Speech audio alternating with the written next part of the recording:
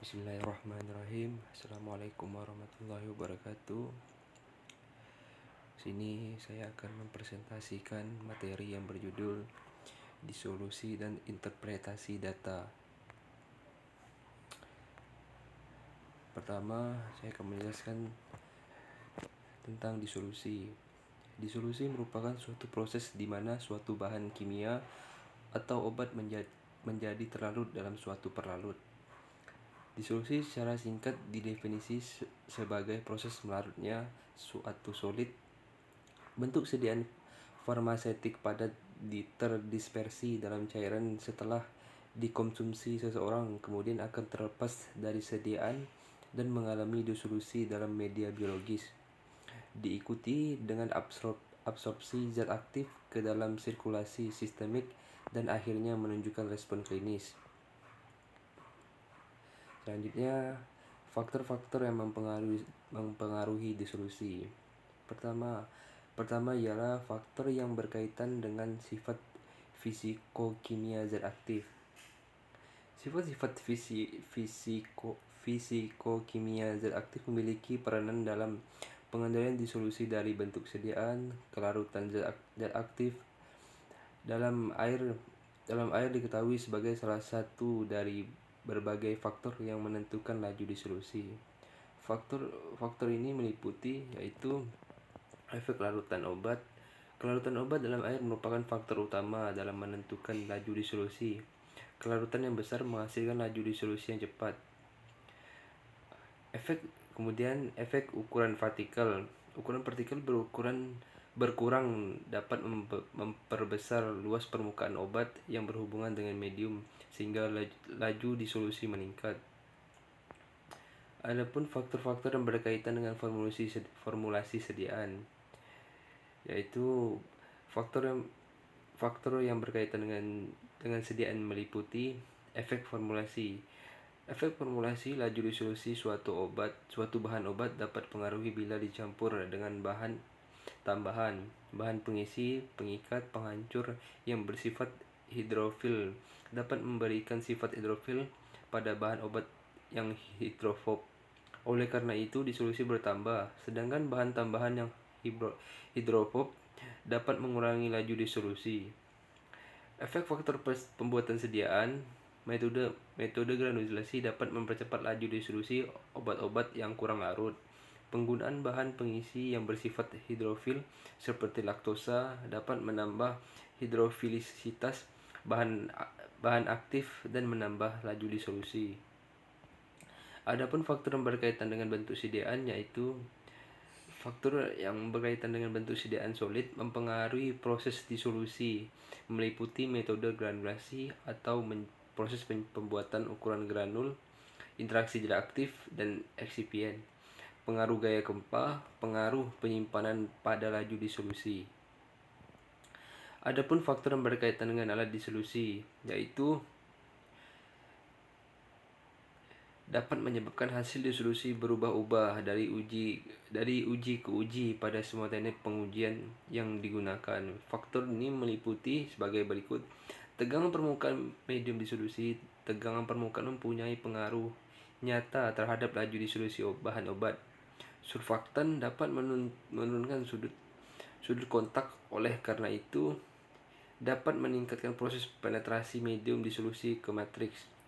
Formulasi tablet dan kapsul konvensional juga menunjukkan penambahan laju disolusi obat-obat yang sukar larut dengan penambahan surfaktan ke dalam medium disolusi. Viskositas medium semakin tinggi, viskositas medium semakin kecil laju disolusi bahan obat.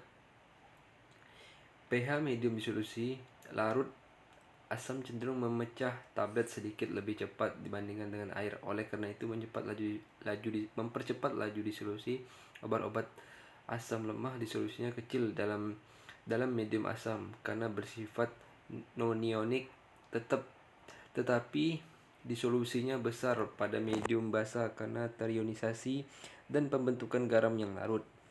Adapun faktor-faktor yang berkaitan dengan parameter uji, yaitu uji disolusi mempengaruhi karakteristik disolusi zat aktif.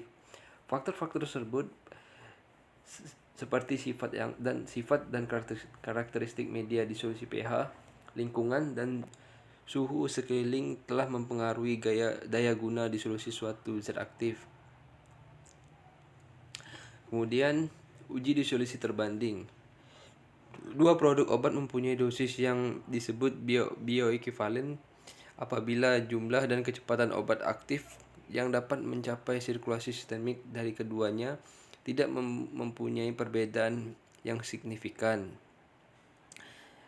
Kemudian Badan Pengawasan Obat Makanan atau BPOM melalui Peraturan Kepala BPOM RI 29 Maret 2005 tentang pedoman uji bioekivalensi dan Peraturan Kepala BPOM RI 18 Juli 2005 tentang tata laksana uji bioekivalensi mewajibkan uji bioavailabilitas atau bioekivalensi terhadap obat.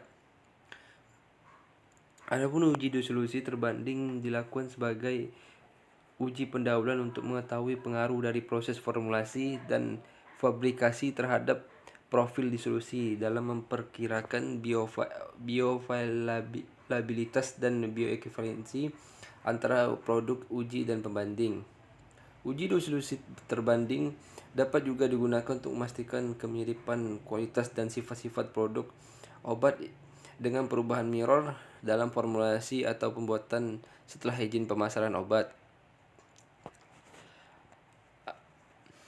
Adapun uji ekivalensi in vivo dapat berupa studi bioekivalensi farmakokinetik, studi farmakodinamik komparatif atau uji klinik komparatif.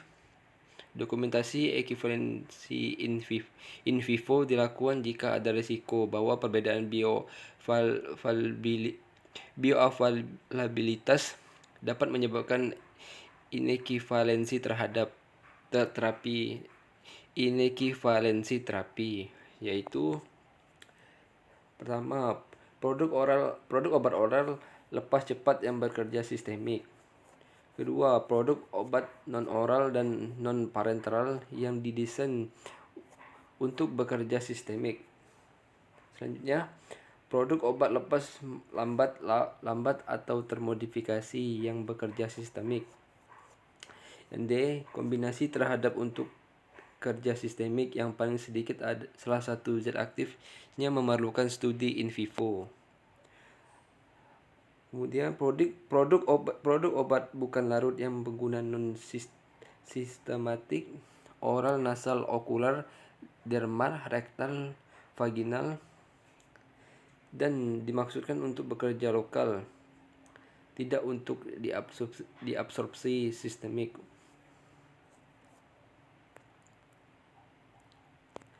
Selanjutnya, evaluasi sifat fisik tablet. Beberapa evaluasi sifat fisik tablet yang dapat menentukan suatu tablet baik atau tidaknya yaitu pertama, keseragaman ukuran, keseragaman bobot tablet.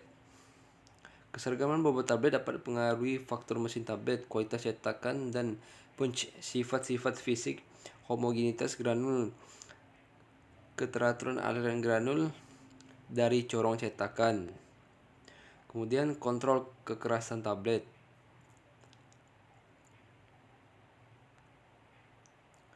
Kemudian kontrol kerapuhan.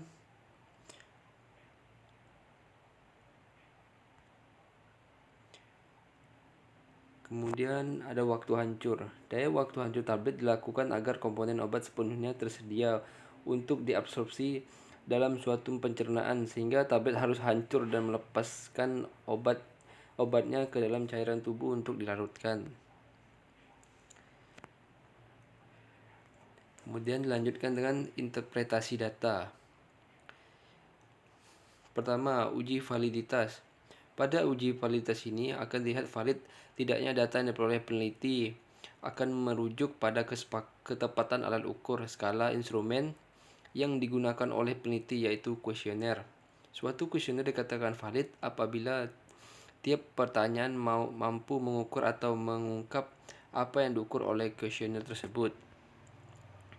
Kemudian uji reliabilitas. Pada uji ini akan dilihat apakah suatu kuesioner tepat, konsisten, dan dapat dipercaya untuk digunakan sebagai alat pengumpul data. Kemudian distribusi frekuensi. Terdapat beberapa pertanyaan yang menunjukkan data responden yang relevan dengan penelitian. Pertanyaan tersebut terdiri dari usia, jenis kelamin, kepemilikan kamera, dan lama bergabung di Alprian. Sekian presentasi dari kami. Assalamualaikum warahmatullahi wabarakatuh.